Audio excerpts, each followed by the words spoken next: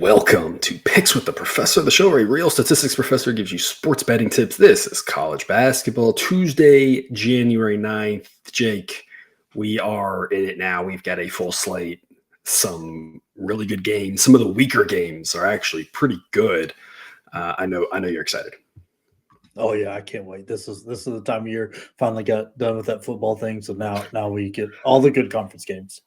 Well, I was going to say, I was so jacked up from how much money I made on our college football bets here on the national championship game.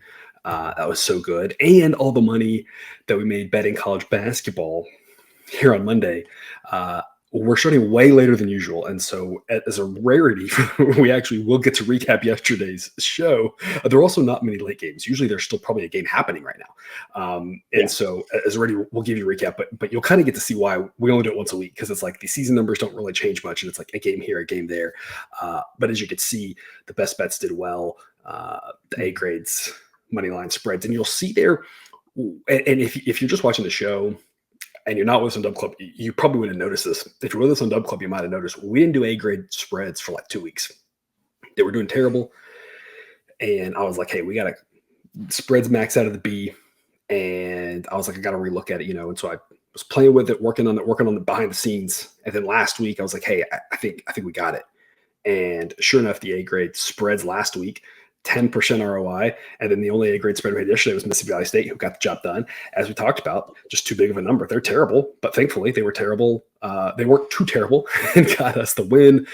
So the show went 2-1 again. We will typically do just the recap at the start of the week, but a little bit of a unique situation here today. If you want all those best bets, you can sign up and get a 1-week trial to our Dub Club. You can scan that QR code. It'll take you right there. You can just go find it on Dub Club. Everyone gets a free 1-week trial. Limited time for right now. I don't know how long it'll last, but everyone can hop on and see what it's all about with a link in the show description. Will take you right there as well. All the games already covered today are part of the best bets, including the play of the day. We got 10 of them right now, and we got an 11th that we got our eye on that we'll probably add in the morning. There will probably be some more things in the morning, so we'll probably be looking at 13, 14 strong picks that we really like here for Tuesday. Jake, did I forget to say anything?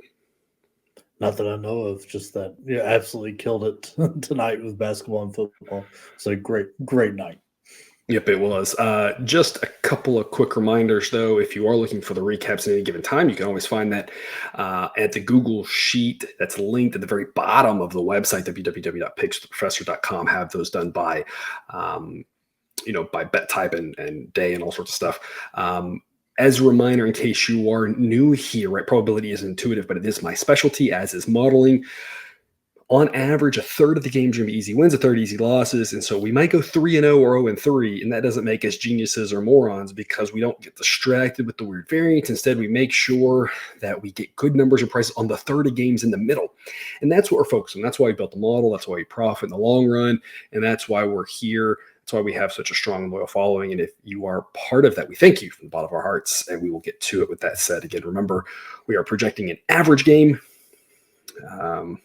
Some of these games might go off the rails. They might be easy wins or easy losses. And whatever, it is what it is. If we win, great. If we lose, oh well, we chalk it, move on to the next one. But if it's close to the number, we are highlighting the numbers that we think are the best bets to jump on, because in the long run, they're going to drive us to profitability, which starting off will be 7 p.m. Eastern, Missouri and Kentucky. We had Kentucky on the road, plus odds on Saturday. Got the job done for us. It's an outright winner. It was a lot of fun there to kick off our Saturday of college basketball. Kentucky's a pretty good team. Sideline has them as the number 3 rated offense in the country. They lag a little bit behind on defense, but they're a much better team than at home. You're the college basketball expert, right? I just do the math. But it's my feel for the sport, and we'll talk about this in the extended cut as well in a game or two. When you have the team that's much better at home, sometimes those games get out of hand. And I think that's what you have to worry about if you're a Missouri fan in this game. You're just trying to hold on, and you're just trying to be down 8 late in this game, I feel like, because this could get ugly. The difference between number 11 and number 79, remember, is a lot more than you'd think. The difference between number 111 and 179 is not very much at all. just a few points because the teams clump together in the middle. But once you get up to the top 20 and especially towards the top 10, where Kentucky is hovering, they start to spread out a whole lot more there. And so there's a pretty big gap between these teams, according to the model. That makes laying 12 an A grade with Kentucky, and that's exactly what we're going to do, Jake. A lot of good options here, a lot of great A grade plays. I think we had 15 of them here. Why is this one of the ones that jumped out to you? Like, this is one of my favorites out there. I think Missouri is rough. They'll beat teams that they're better than, but they're not going to upset teams with the way they've played so far. I think Gates is going to be a good coach, but this is going to be much of a struggle for him this year. I mean, if you're going through their schedule, any team they've played that's of value, they've lost to, and some of those have gotten real ugly, like Illinois and Memphis. And I mean, they just lost to Georgia at home.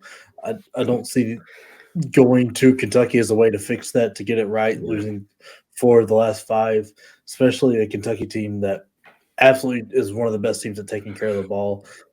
Calipari finally recruited well enough to outdo his lack of coaching ability. So they are doing very, very well. Reed Shepherd has been just a gigantic surprise.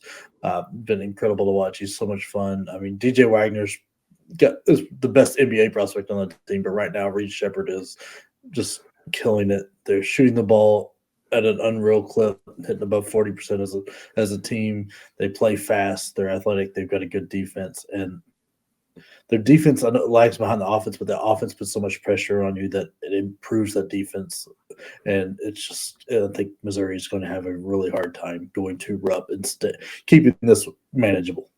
Yeah, and sometimes the best offense is a good defense, the best defense is a good offense, right? In this case, it's kind of what we have the ladder there for Kentucky. Missouri's an interesting case study, and Kentucky is every year. I feel like we could just do a show every year, talk about Kentucky once a week with whatever's going on with them every year with all their players and all the talent that's there and that drama typically.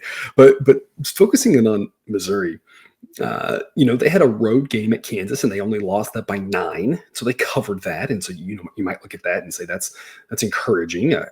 Kentucky and Kansas are probably relatively similar. Kansas may be a little bit better, but, similar, tough place to play, whatever. They went on the road and beat Pittsburgh. They went on the road and beat Minnesota. So you got some encouraging wins there, but they also lost at home to Jackson State. I mean, that's bad. They were 22-point favorites and lost that game. But then even on top of that, you talked about the Georgia loss at home. That wasn't great. They've got some, they got blown out by Illinois. And to me, the bottom line is they're 4-10 against the number. And that kind of just illustrates they've dropped a lot in sidelines ratings as well. Just like everybody's at this point now, the game is just how much should we adjust? And I think the model views Kentucky a little bit better than the market does. That's why we took them at plus odds, and they got the win for us on Saturday. And I think we view Missouri a little bit lower. I think that we do have to have our prior distributions, and there's a lot of math that goes into that. But the more you see from Missouri, it's almost like for every one thing that you're encouraged by, there's 2 that you're not, or maybe over 2 there's good, there's 3 that's not, and it's just not overall a great story. Again, you never know what's going to happen in a game, who gets hot or whatever. But on the road, you very rarely see the road team get hot shooting and have a great night, and the home team, who's got a really good offense, not score. And that's probably going to be the difference here. The location of this, maybe at Missouri, maybe they can hang around, make it a fun game, and in Kentucky would think Kentucky runs away. So -12, a grade pick. 9 p.m. Eastern. I do this every time. Here's a screenshot just to show you. It's kind of like a fun. Someone's out there made a drinking game of this probably. It's a screenshot of what you can get over on Dub Club. Again, totals. Team totals, just if you want to see how the model views and ranks offenses and defenses, what the A grade threshold is, all sorts of goodies over there on Dub Club. So check it out again. Free trial this week. If you haven't, check it out, see if you like it, get those best bets, make some money, and hopefully stick around. Hopefully you're enjoying it and you can help continue to support us as a business. But Purdue, Nebraska, some Big Ten action here at 9 p.m. Eastern, 8 p.m. local time. I don't know what there is to say about Purdue at this point. We've talked a lot about them. Their offense is incredible. Teams have tried to speed them up, and Purdue's like, yay, scoring's fun. They have a really good defense as well. I mean, they're a really good team. I think every analytic system in the world at this point has some combination of Houston, Purdue, and Arizona in the top three. Mine's no different. Purdue was number one for a while. Actually, after this weekend, after Houston thumped West Virginia, Purdue slipped to number two, but it's nothing that Purdue's fault. I mean, they're still playing really well. Nebraska, I think, is on the rise. I mean, I'm if you're a Nebraska fan, I mean, you're probably thinking more about football because of that culture, of course, but you have to be pleased with the basketball team. Slow and steady, the right direction, it seems like, over the last few years. The offense, I think, is NCAA tournament ready.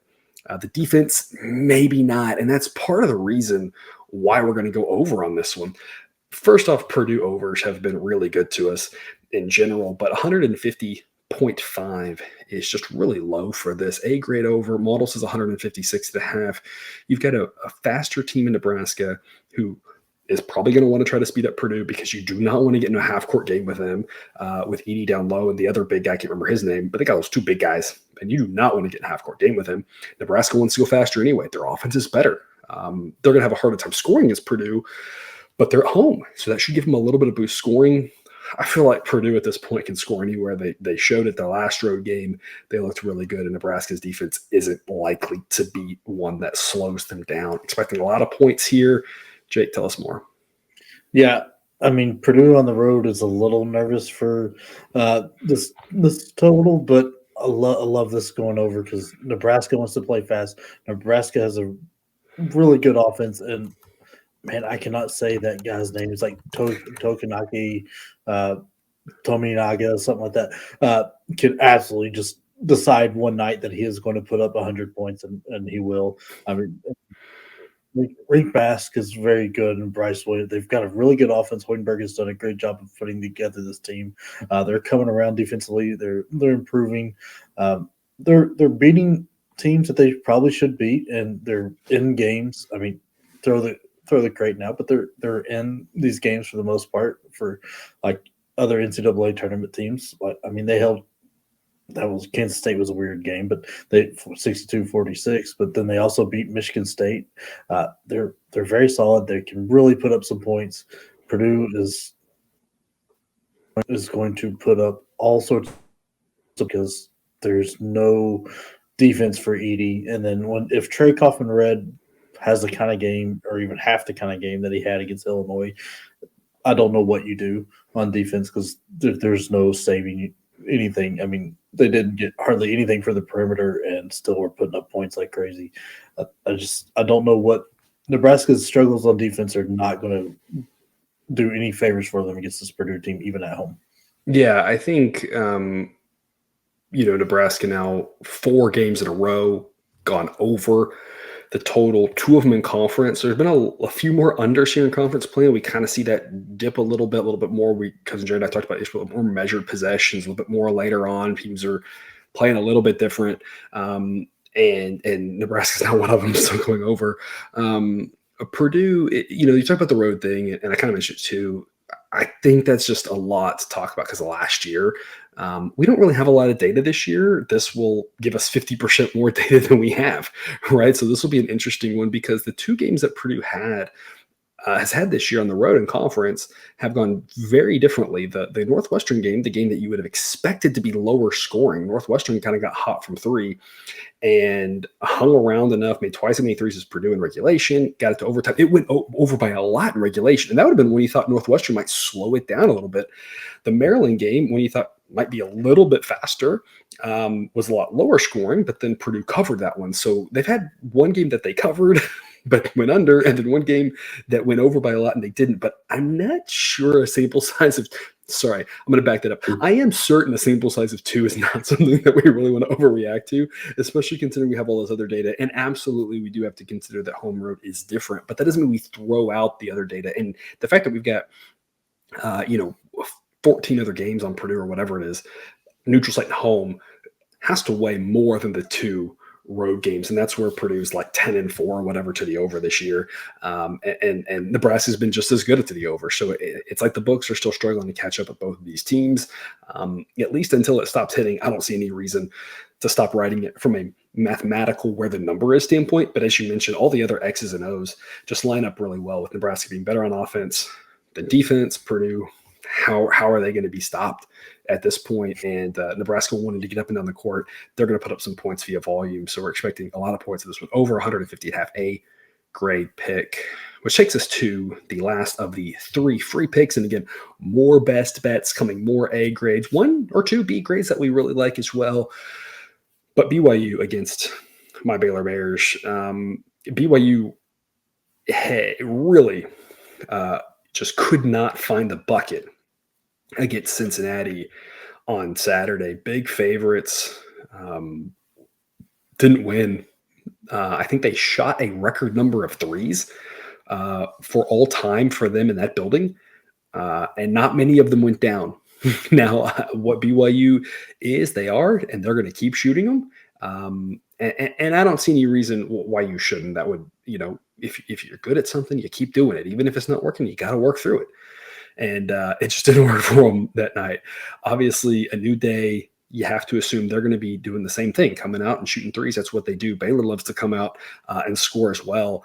The interesting aspect of this game when you're handicapping it to me is we expect a lot of points for sure, but BYU's a better team overall. Baylor's defense holds it back, but this game being at Waco should make it a real tight, interesting contest. But this total, I think, is way off. Baylor overs have been great to us this year. BYU overs have been great to us this year. There's obviously some exceptions, and we're coming off an exception for both teams, where both teams went under this last week. I think that was a circumstance of BYU just not hitting any threes, which is random and going to happen on occasion. And Baylor playing at Oklahoma State. That was one that we talked about. We liked Baylor, and we were a little bit nervous on the over on that one, just because historically that's a low-scoring game when anybody goes to Stillwater in conference. And Oklahoma State's been one of the lower-scoring teams in the Big 12 this year. But now these two teams are playing each other. I expect that to change and get back to their higher-scoring ways. If this game doesn't go over, maybe we reevaluate. We kind of say maybe these two teams, something is a little bit different with them going into conference. But I'm not going to overreact to what happened this weekend. I think this number is way too low. I think if this weekend's games had been Baylor at home against Oklahoma State and there were more points, if BYU was hitting threes, my hunch is this number is like 160.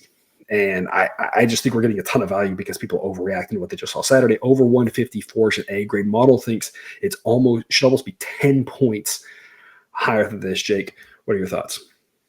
Yeah, I love the over here. It's the pace of BYU and Baylor at home. It's going to get played faster. BYU's got a decent defense, but I don't think it's anywhere near what Baylor's offense is going to be able to do. I don't think they match up well position by position. BYU is very, very good at shooting threes, and they shoot an ungodly amount of threes. They also give up a lot of threes, and Baylor is one of the better teams at shooting threes. They just don't shoot a lot. I think this is going to be a very interesting game, probably the best game of the night. It'll be up and down, a lot of scoring. My only fear is that slump becomes 2 games for BYU, because right now they shoot more than 50% of their shots come from beyond the arc. So if those aren't going, let's do it. Let's just make it rain. Yeah, they're not going to score a lot because they're not getting inside the lane. They rarely go to the free throw line, so there's not a lot of cushion there for this team if they go cold. But anytime they're on, it will be an over because of how much they shoot and how often. It's incredible what they shoot. I don't think we see a repeat of Cincinnati. I think it's going to be a much higher scoring game. Yeah, and I should correct what I said earlier. BYU totals have been good to us. I remember back when they played that tournament in late November, we had them as a recommended under, a best bet. We didn't name them at the time, but a recommended under against Arizona State in a game that didn't even come close because of the way Arizona State played. And then the next night took them over against the NC State and said that would be a wild game, and sure enough it was. So we won those back to back. And when you look at BYU, for the most part, when their games have gone under, it's been because their defense has played really well. When the game's gone over, it's because the other team scored on them. The Cincinnati one is just a weird exception. But, I mean, you look at, Denver, 90-74, game goes over. And that's kind of how this profiles, right, where Baylor should be able to score, just like Denver has a great offense as well and no defense, of course. But the teams who struggle on offense have a better defense, the Arizona States of the world maybe, those are the ones that have gone under. Cincinnati's and Utah, their 2 losses are the only games this year that BYU hasn't gotten to 74 points. And, obviously this is on the road, but Baylor's defense isn't really one to slow them down. If Baylor wants to hang in this game, they're going to have to score with BYU. And I think they can. I think their offense is better than Cincinnati. I think they put up more than that, especially at home. I'm with you. The concern you have in this play, we always talk, right? Especially if you're new around here, especially in, these 50-50 bets, whether it's spread and total, you ought to be able to figure out how you're going to lose any bet. If you can't think about it, you're not thinking hard enough, right? Because there's no such thing as a lock in gambling. And obviously if BYU shoots, 44 threes again, or whatever it was, 45 or whatever threes, and it just doesn't get in it, right? Baylor could win this game something like 80-60. So it's obviously on the table, but Baylor's defense just isn't that good. And so you have to wonder if BYU is going to maybe take a little bit fewer threes on this, because they should be able to attack, penetrate, and have more success against a weaker defense. But you saw Baylor play a Cornell team 1 week ago in this building. That profile is kind of similar to BYU. Obviously, BYU is a better team, but a similar, wants to go fast, wants to score right. And that game was an insanely high-scoring game. And I expect something relatively similar with regards to the number of points. Not obviously with the outcome. I don't think Baylor's going to win by 20 or 15 or whatever it was that is. I stopped watching it. But kind of a similar thing there. It's hard to slow Baylor down at home. Their overs have been great to us. And BYU, when the model said over, it's been great. When the model said under, it's supposed to have been great. And so this one, we think we're gonna again hold our breath that the slump against Cincinnati was a one-off. They had the slump against Utah too. We always say it, right? When you play 30 games of college basketball, 5 of them you're going to look terrible. 5 of them you're going to look way better than you are. And so BYU's had 2 of them already. How many? They got 3 more to come, and we don't know when they're going to come. But we like our chances. It's more likely than not that they have an average performance, and an average performance from these 2 teams should give us a lot of points. There's your recap. Again, if you want to join us over on Dub Club, you can this week for free. 1 week free trial, and hear us talk about the other 6 games. That link comes in a separate Dub Club post. If you're with us on Discord, if you're not with us, if you're with us on Dub Club, you need to make sure you're on Discord. It's a great chat, great place to hear extra thoughts, ask questions, and it's nice because there's a whole chat where all the posts come right through it, so people can just access the Discord. Of course, and the link to the extended cut will be there as well. So 6 more games we're about to talk about here after our 60-second musical interlude. Jake, any parting words before we take that little break? Yeah, just a question for you. Do you think Scott Drew secretly hates this team and how lack of defense they are? I mean, I'm sure he enjoys winning, but this is not his style. No, I don't. For a couple of reasons. Number one, last year became the same thing, right? It was the same sort of all offense, no defense. But no, Scott Drew is I don't know if any of you know anything about Scott Drew. He's like the most joyous person in the world. He's the happiest guy, glass half full. It probably would be, you would probably be annoyed if Scott Drew was your friend, because you'd be like, why is this guy always so full of life and energy? So I don't think Scott Drew hates anything. I think Scott Drew sees a mosquito bite and he's like, God's playing in action. I just think that's the kind of guy he is. Fun little talk to end on there. We're going to take again that 60-second break. If you haven't watched the video, watch it. And hopefully we'll see you on the other side. Again, you can get there by Dub Club. Link in the show description to sign up for your 1 week free trial.